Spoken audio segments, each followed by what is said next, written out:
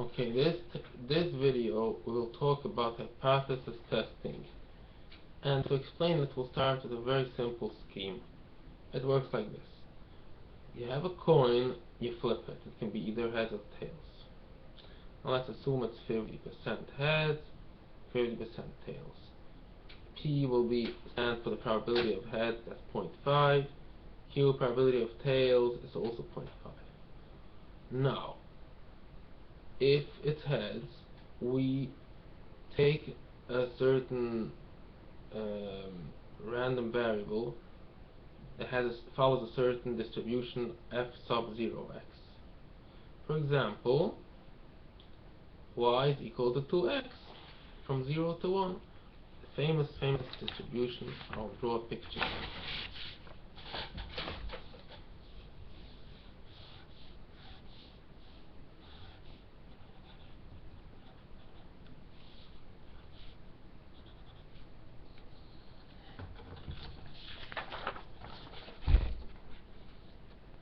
Everybody knows this is a function called y is equal to 2x. It can be a random variable from 0 to 1, and it's a continuous distribution that it can be any number from 0 to 1. Obviously, it's more likely to be in the higher numbers closer to 1 than closer to 0. As you see, distribution is y is equal to 2x. This is one of the famous distributions. Let's call this distribution function f sub 0x. So this is 1. Now, if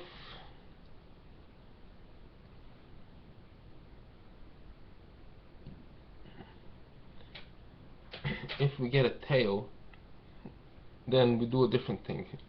Then we follow a different function f sub 1x. And the way this looks will be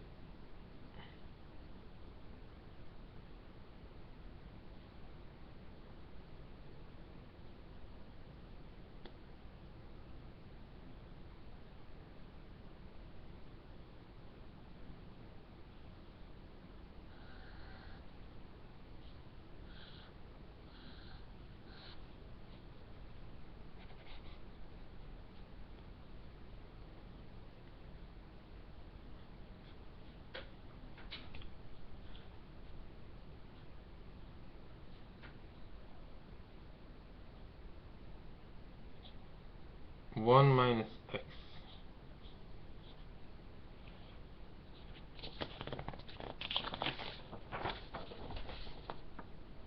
Look at the second thing. F sub 1x is equal to y is equal to 2 times 1 minus x. So x is 0, y is 2. Actually, x is 1, y is 0. Just the opposite. You realize it's the opposite distribution than before, so it's very likely to be close to 0. So the way it works is y is equal to 2 times 1 minus x. X is 1, y is 0, and x is 0, y is 2. These are the two f of x's. One is f sub 0, one is f sub 1. So what are we doing here? It's just nonsense, but it's interesting, so it will allow, even if it doesn't make sense, just think about the theoretical part. We're flipping a coin. It can be either heads or tails. If it's heads, we take another dart. We throw a dart on the board of y is equal to 2x. If it's tails, we use a different board. We have two boards hanging on the wall. If it's heads, we use board A. Board A is the shape of y is equal to 2x. Board B is in the shape of y is equal to 2 times 1 minus x. We call that f sub 1x. It's a different distribution. Okay, so far so good. Now here comes the catch. So the guy is standing there in the room, and he's throwing the coin, tossing the coin. He's not telling you what he got. He's supposed to throw a dart now, either on the F sub 0x board, on the F sub 1 board. One of these two boards he has to use. He threw the dart. Finally, you're sitting in the next door, the next room, and you're asking him, what did you get? The dart. Where did the dart land? So the guy tells you it landed at x is equal to 0.8. You say 0.8. Okay. So you use some kind of guessing.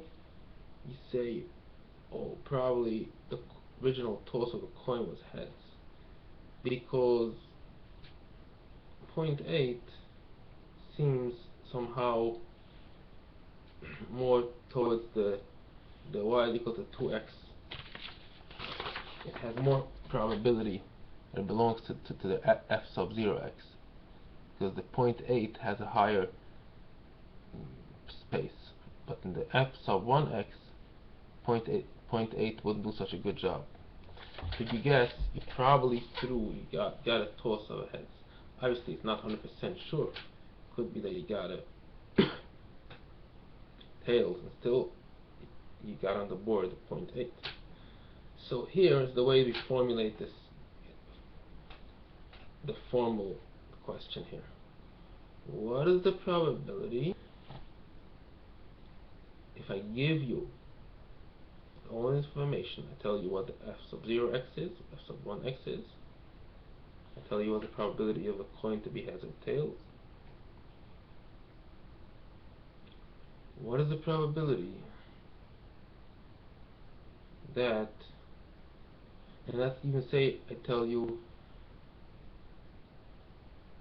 that if the final number would be above 0.5, right, that's what I tell you, then you should decide that the original toss was heads. That's what I tell you. Now comes the $1,000,000 question. What is the probability of error? I mean to say, well, the probability that this decision is wrong. So you ask me, what did you get? I ask him, the guy in the restaurant, what was the fine? He says it was above 0.5. I just ask him this question: is it above 0.5 or below 0.5? He says above 0.5. Oh, it's above 0.5? No problem. It's what for sure heads. That's what the answer is. What is the probability that I am mistaking? What is the probability that it ended up being the final number above 0.5, yet the original flip of a coin was tails, not heads? Question one more time. The guy tells me the final result, the final dart landed on above 0.5. So what's the probability that it landed above 0.5, but it is still the fact that the first flip was tails, not heads.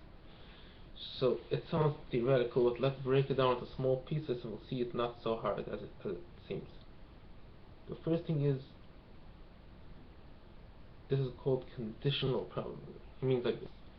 I'm telling you the fact right now that the dart was after 0.5.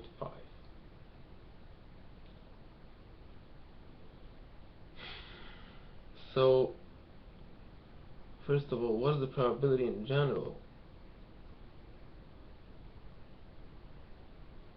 that the dart should be above 0.5?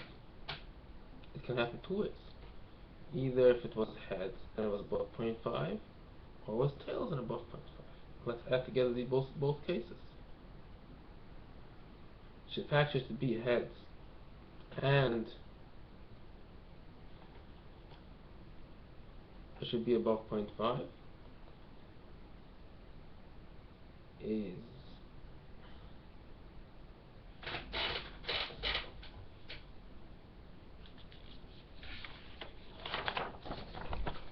I made a line there. That means it's above 0.5. So with some math, you figure out that this area here above 0.5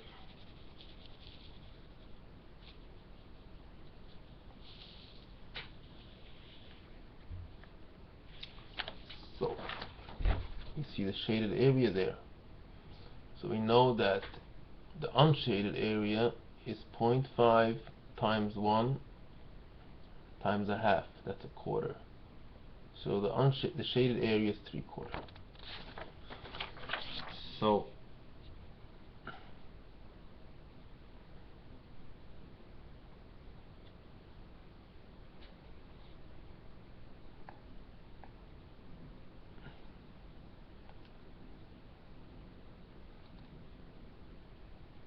we have to figure out that this is 0.5 times 0.75.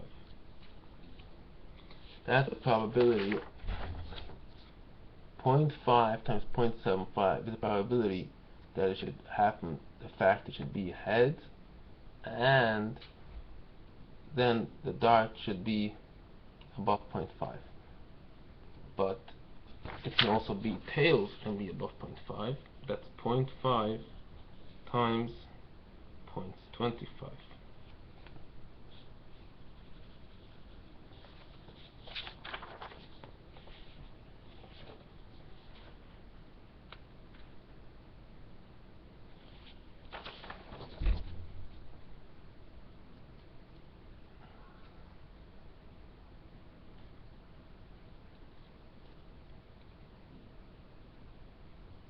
As you see, it can be in the shade. So this is the total probability that it should be above 0.5, the final dart. Either it's heads, the original toss is heads, and then we get a 75% chance it should be above 0.5, or it's tails, and then we get only 25%. So the total is 0.5 times 0.75 plus 0.5 times 0.25 is simply 0.5. This is quite easy, it's quite intuitive, so but it's good to get a certain feeling of it. That's a total probability. Total probability of greater than 0.5. And what's the probability of having the error? Means it should be 0.5 times 0.25. That is tails and greater than 0.5.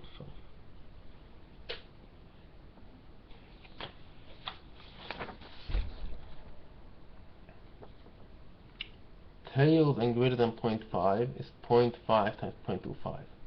The total probability of greater than 0.5 is 0.5. So this is the probability of error. That is the total probability of getting above 0.5 is 0.5. The probability of having tails and above 0.5 is 0.25. So it's 0.5 times 0.25 divided by 0.5. That is the probability of error. And if you realize it's simple 0.25. So it means, in short, that is a 25% chance that you guessed wrong. In other words, the guy's telling you, he's yelling to you outside the room, hello, I got above 0.5. So you yell back, oh, you must have gotten the first flip, must have been heads. No, 25% chance that you're wrong.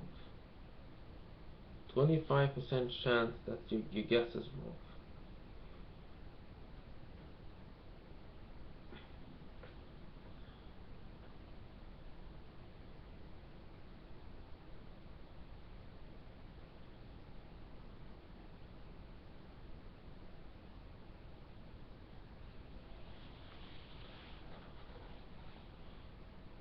Now the same can be just the opposite. If the guy tells you he got less than 0.5, you're guessing he got tails.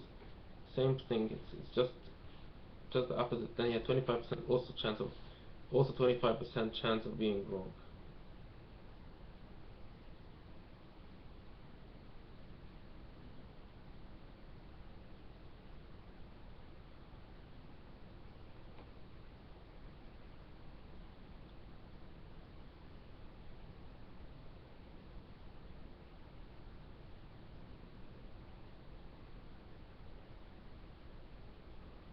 So you can ask a deeper question.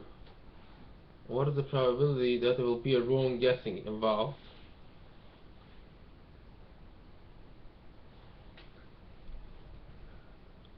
So there's a 50% chance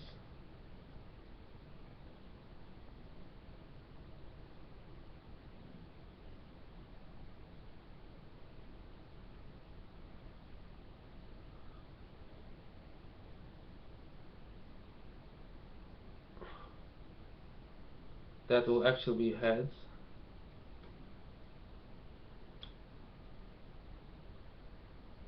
That the actual guy will say that the guy will tell you that it was above 0.5, and then you will make a wrong guessing.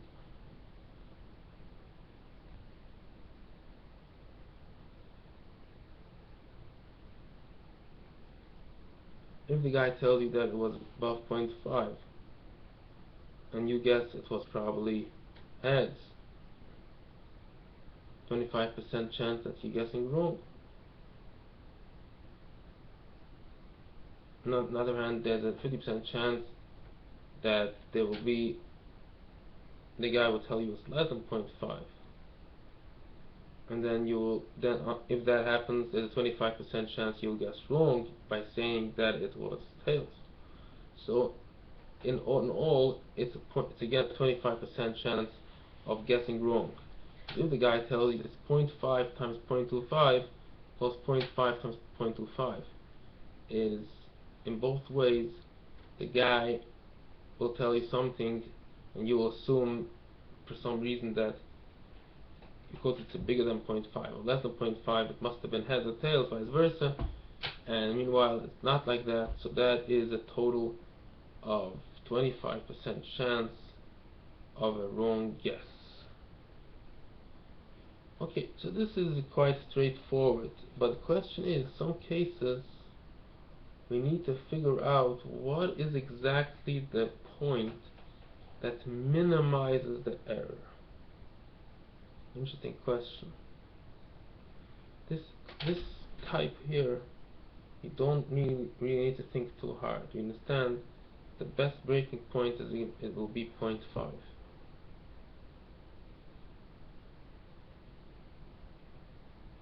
If we take 0.5 as a breaking point, you only have a 25% chance of making an error. However, in certain cases, you need to figure out the exact point that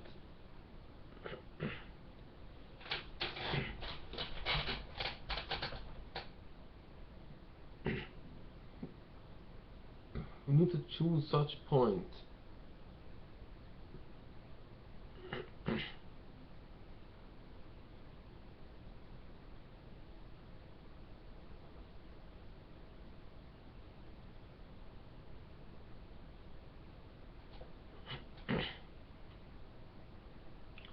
to make a minimum out of the error. This is a sort of a calculus question. We have the f0x and the f1x. We have the p and the q, and we must insert a certain x. X will be called like the breaking point. Saying anything above x will decide for one side for heads, and anything below x will decide for tails. You must take such a number x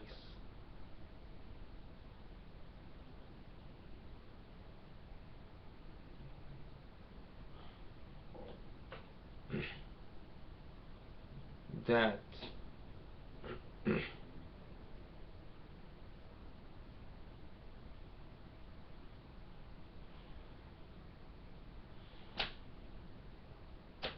if we add together both errors,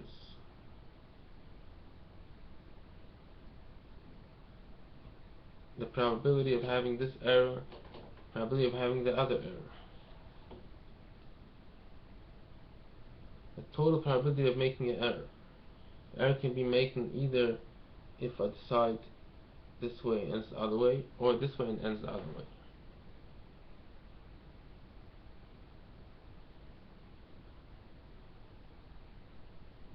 So we figure out the total probability of error. That should be minimized if I can know at what number x we get the minimum by doing this scheme.